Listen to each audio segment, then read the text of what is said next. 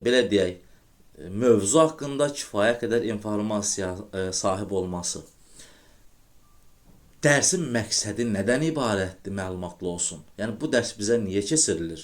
Başa müəllimlər, yəni sadə dillə desək izahı budur. İnformasiya təminatı nəzəri biliklər. Həm oyun qaydaları, həm yarış qaydaları, həm təhlükəsizlik qaydaları və s. hamısını aid edirik informasiyaya, yəni məlumatlılığa. Aha, bu informasiyanın kifayət qədər olması bizə imkan verir ki, yəni biz şagirdə və yaxud da ki, elə şagirdə şəraiti yaradır ki, şagird o elementləri icra edə bilsin. Deyək ki, biz nümayiş etdirmə hərəkəti nümayiş elətdirmişik, göstərmişik. Deyək ki, hansısa bir video çarx vasitəsilə şərait varsa və yaxud da ki, hansısa bir şəkil formatında və s. Bu elementlər haqqında şagirdlərə kifayət qədər informasiya vermişik və artıq keçid edirik o elementlərin icrasını şagirdlərdə formalaşdırmağa. Burada artıq bizim ikinci məzmun xəttinin fəaliyyətinə başlayırıq. Yəni hələ ki bacarıq və vərdişlərin formalaşdırılması. Yəni elementlərin icrası, qısa olaraq desək, elementlərin icrası, texniki elementlərə yiyələnmə.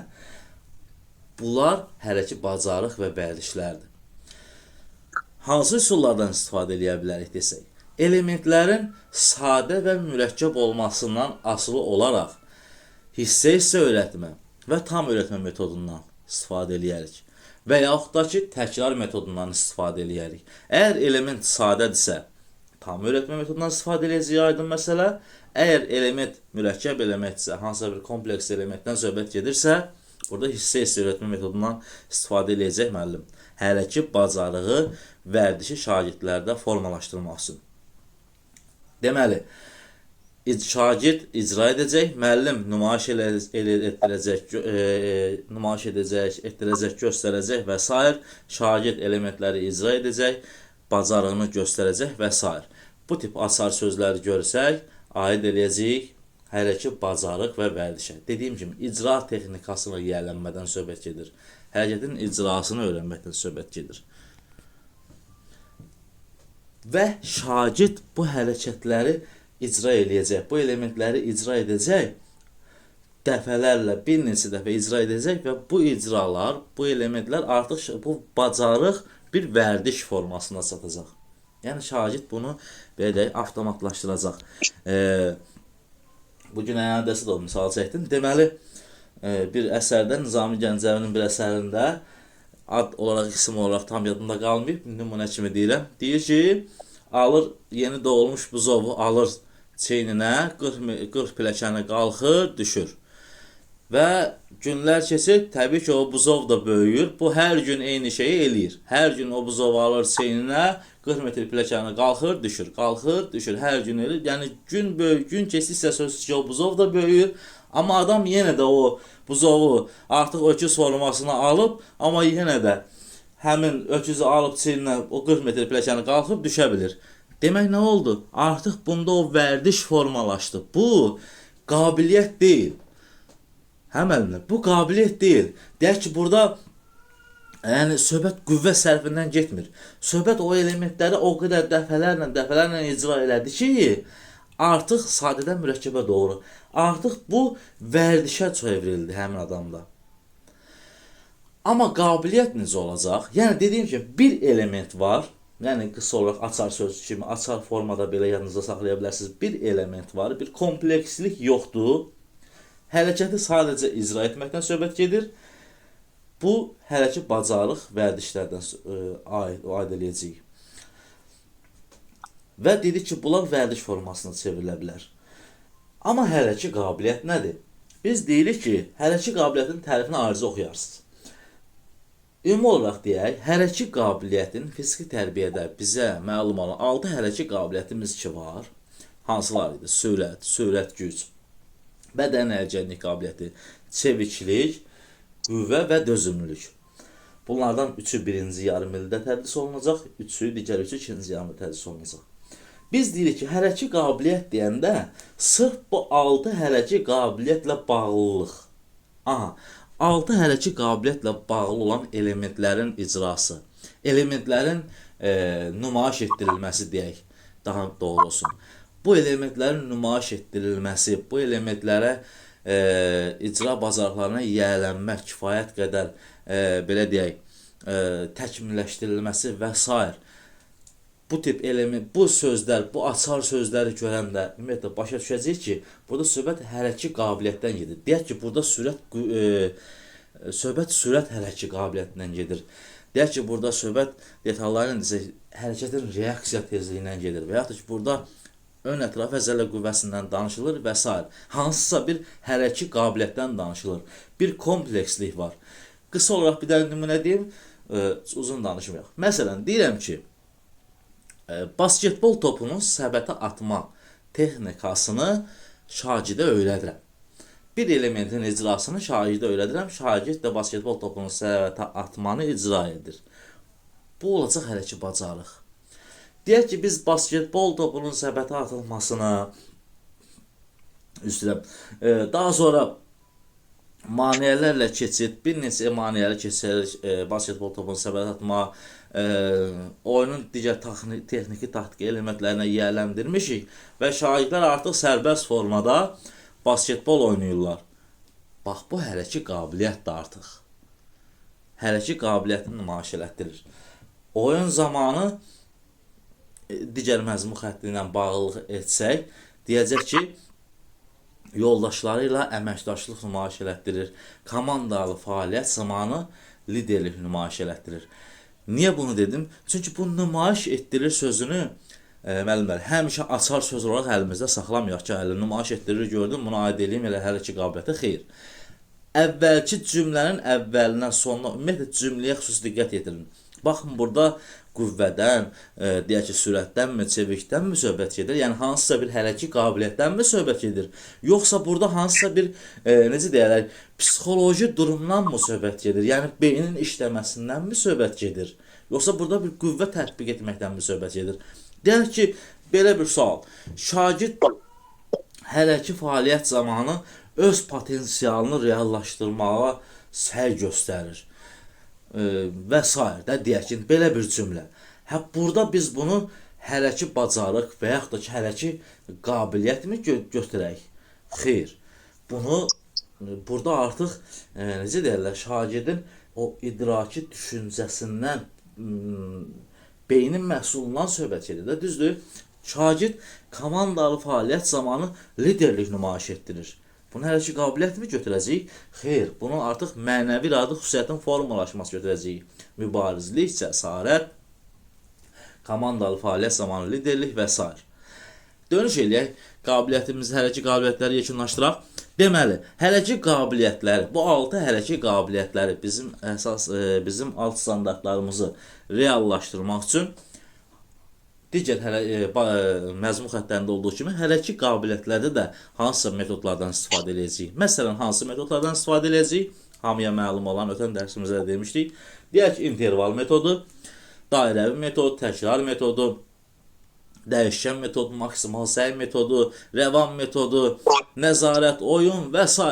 İstənilən qədər metodlarımızın sayı maşallah çoxdur.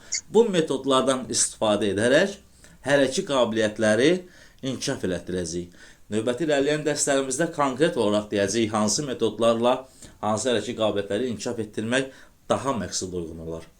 Sözsüz ki, hər bir hərəkət qabiliyyətin özünə uyğun metodlar tətbiq eləyəcəyik. Mənəvi iradi xüsusiyyətlər dedik. Baxın müəllimlər, hərəkət bacarıqdan danışdıq, vərdişdən danışdıq, deyək ki, informasiyadan danışdıq, məlumat topluluğundan və s. danışdıq. Bax, belə başa düşək. Deyək ki, bir oyun verdik şagirdə. Şagirdə oyunun qaydalarını da izah eləmişik, təhlükəsizlik qaydalarını da izah eləmişik, elementlərin icrasını da göstərmişik, şagird elementlərin icrasını da başa düşüb, elementləri də icra edir və s. Amma, məsələn, kənardan durub müşahidə edirik. 4-cü məzmun xətt üzrə müşahidə edirik. Şagird elementlərin icrasını hansı formada icra elədi? Deyək ki, hansı formada icra edir? Və yaxud da ki, şagird oyun zamanı, komanda zamanı əməkdaşlıq komandada oyun zamanı əməkdaşlıq qururmu? Yoldaşlarla davranışı necədir? Və bu bizim 4-cü məzmun xəttimizdir. Mənəvi lədə xüsusiyyətlərin formalaşdırılması. Buna necə nail olarıq? Sözsüz ki, inandırma metodu. Sözsüz ki, təlqin etmə. Sözsüz ki, çətinləşdirilmiş şəraitdə və digər metodlardan istifadə edərək. Yəni, müəllim özünü nümunə göstərməlidir. Müəllim şagirdin psixoloji deyək buna təsir etməyə bacarmalı. Şagirdə inandırmalıdır ki, komanda fəaliyyət zamanı əməkdaşlıq eləsək, deyək ki, yoldaşlarımla ötürmə ilə oynasaq, qısa paslarla oynasaq, belə bu formada izah eləsək, biz qalib gələ bilərik. Rəqib deyək ki, bizdən fiziki cəhətdən güclüdür, komandaya izah eləyirik. Rəqib fiziki cəhətdən bizdən çox güclüdür. Amma biz burada taktika işləsək, komanda ilə əməkdaşlıq eləsək, yoldaşları pasla oynasaq, qısa texniki elementlərin icrasını etsək, biz rəqibə qalib gələ bilərik. İnandırma metodundan istifadə, inandırıram şagirdləri, komandamı inandırıram. Başsız müəllimlər, bax bu inandırma metodu, yəni şagirdlərə, onu deyirik ki, bir növ psixoloji olaraq təsir etmək. Müəllim inandırmalıdır, müəllim çətinləşdirilmiş şəraitdə şagirdlərin davranışı və s. bunları formalaşdırmağı bacarmalıdır. Baxın, ümumilikdə məzmun xətlərimizin, biz keçən dərsdə də demişdik, məzmun xətlərinin hər bir təhsil səviyyəsi üzrə tələbləri var.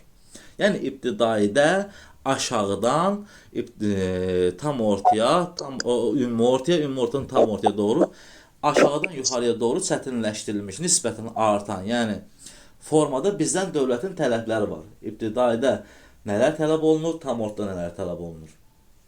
Yəni biz məzmun xətti üzrə və deyək ki, yaş səviyyəsinə görə, yaş qrupuna görə bu məzmun xətlərini sinifdə, məktəbdə, şagirdlərdə bunları reallaşdırmalıyıq. Metodlardan istifadə edərək, hansı məzmun xəttində uyğun olaraq metodlardan istifadə edərək bu məzmun xəttlərini reallaşdırırıq ki, çataq o pedaqoji prosesin tamlığına. Dediyimiz fənnin məzmun xəttlərini üzvə əlaqədə birləşdirən pedaqoji prosesə, yəni fiziki tərbiyə. Burada qaranlıq qalan, məzmun xəttləri ilə bağlı qaranlıq qalan hansısa bir məqam varsa deyin müəllimlər. Xeyr müəllim. Yoxsa laf yaxşı. Bir daha qısa olaraq üstündən gedək, açar söz kimi deyək ki də, müəllim fəaliyyəti nədən ibarət olacaq? Birinci məzmun xəttində hərəkətlərin icra üsulunu izah edəcək və yaxud da ki, ikinci məzmun xəttində icra üsullarını göstərəcək. Hələ üçüncü məzmun xəttində oyunları, rejimlər, yarış qaydalarına uyğun tədbirləri, oyunlar, yarış qaydalarına uyğun təşkil edəcək, qaydalara uyğun təşkil edəcək, yəni yarış rejimində təşkil edəcək. Dördüncü məzmun xəttində öz davranışını şagirdlərə nümunə göstərəcək. Hansı üsullardan istifadə edəcək? Birinci məzmun xəttində söz, izah, film, diaqram, video və s. İkinci məzmun xəttində nümayiş etdirmək, hissə öyrətmə, tam öyrətmə. Üçüncü məzmun xəttində təkrar serialı, təkrar maksimal səy, yorulmaya qədər, imtinaya qədər, dəyişkən, interval və s. metodlardan istifadə edəcək. Dördüncü məzmun xəttində inandırma, təlqin etmə, çətinləşdirilmiş şəraitdə və digər metodlardan istifadə edəcək. Burada şagird fəaliyyəti nədən ibarət olacaq? Birinci məzmun xəttimizdə, yəni informasiya təminat nəzəri birlikdə hərəkətlərin ümumiyyətlə deyirik, hərəkətlərin icra üsulunu anlayacaq, yəni ki, necə olacaq. İkinci məzmun xəttində hərəkətləri icra edəcək, açar söz kimi yadda saxlayın. Üçüncü məzmun xəttində hərəkət qabiliyyətləri nümayiş etdirəcək. Dördüncü məzmun xəttində oyun qaydalarına, ümumi anlamda deyək, qaydalara əməl edəcək. Bu dördüncü məzmun xəttinə aiddir. Yaxşı müəllimlər, məzmun xəttləri ilə bağlı qısa olaraq, yəni bu qədər, izah bu qədər. Əgər, yenə təkrar edirəm, kimisə sualı varsa desin, varmı? Yox. Yoxdursa, nə gözəl, mənim sizə sualım var. 20 sualdan ibarət test tapşırığım var.